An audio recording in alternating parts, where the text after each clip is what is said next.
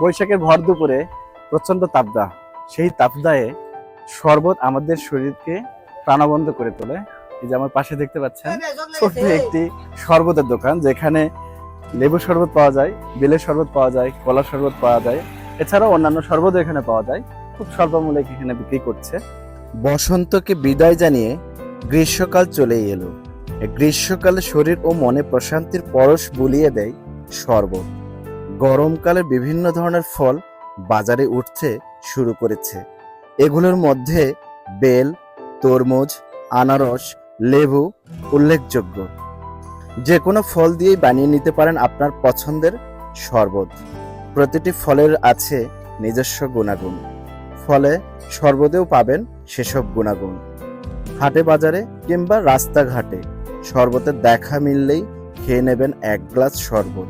এতে দেহ এবং মন দুটিতেই তৃপ্তি আসবে বেশ। বেলের শরবত 20 টাকা, লেবুর শরবত 10 টাকা, তোকমা ভুষি 15 টাকা। দিনে 300-400 গ্লাস বিক্রি হয়।